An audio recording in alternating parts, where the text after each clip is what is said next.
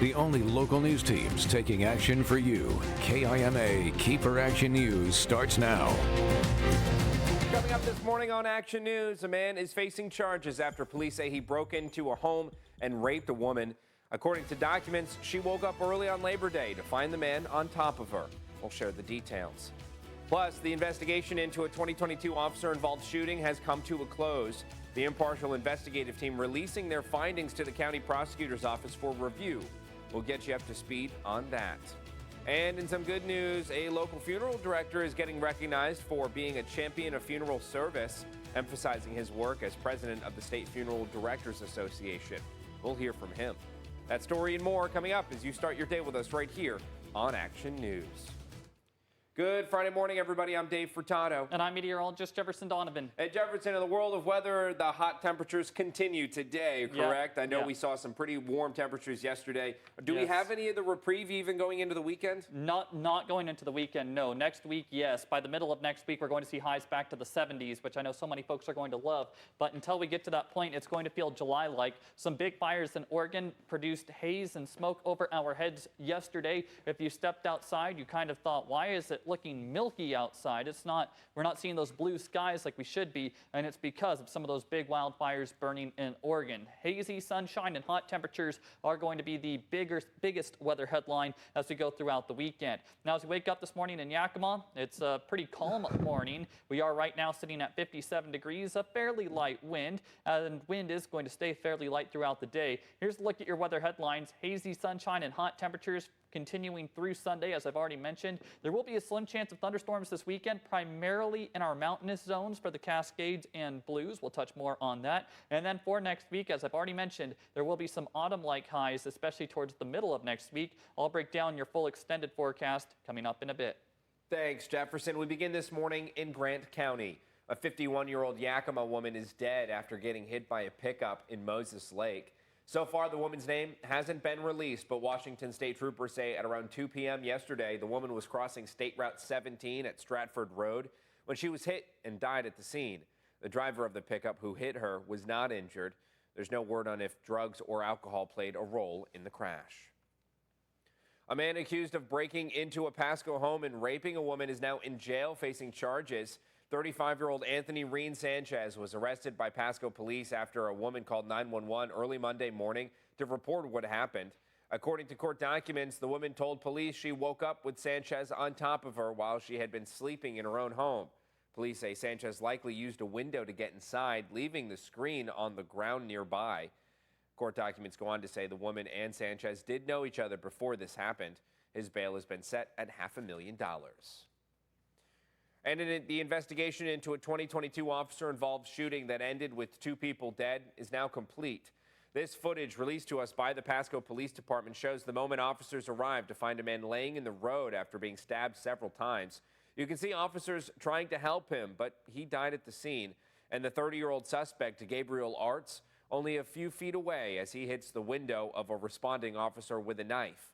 Eventually, Arts begins to run towards the officers who were trying to help the victim before getting ready to throw the knife at them.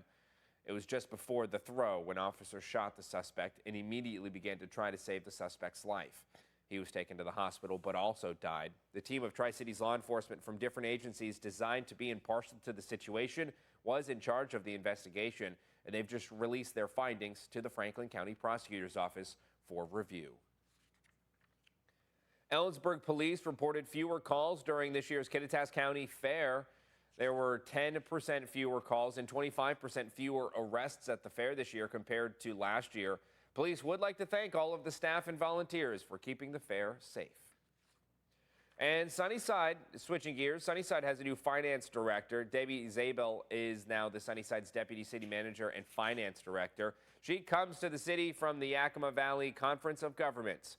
She'll begin her new job with the city facing a $4 million deficit. And a local funeral director in Yakima is getting state and national recognition. Jamin Moeller is the funeral director at Brookside Funeral Home and Crematory and Sean Sons Funeral Home.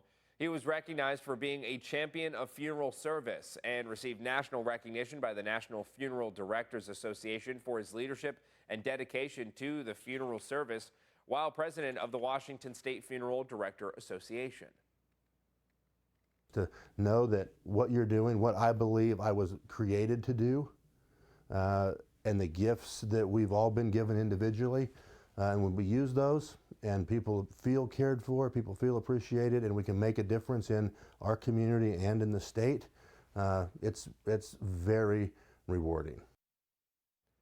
As president of the State Funeral Directors Association, Moeller oversaw a state legislation change on House Bill 1974 and grew the WSFDA's membership to record numbers. He also visited every funeral home in the state. More reaction and other information is available on our website, KIMATV.com. Now, Jefferson, let's talk weather here.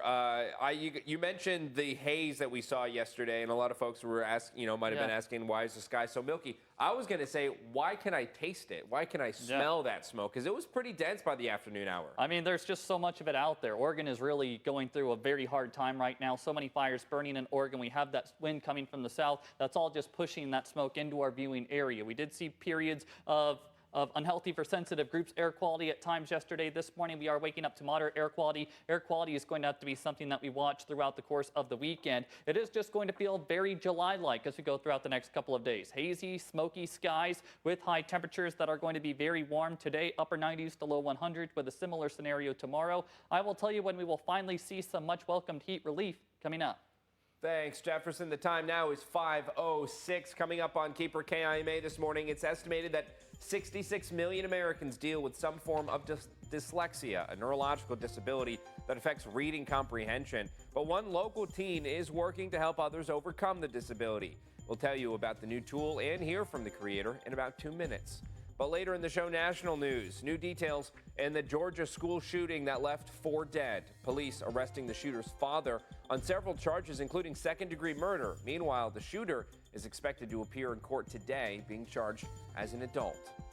And researchers are finding more reasons for us to move away from forever chemicals, also known as PFAS. Harvard scientists found pregnant women with higher levels of the chemicals in their blood may experience health problems later in life. We'll share what the findings have researchers saying. We have to take a quick break, but stay with us. We're just getting started this hour and have barely scratched the surface of what's to come.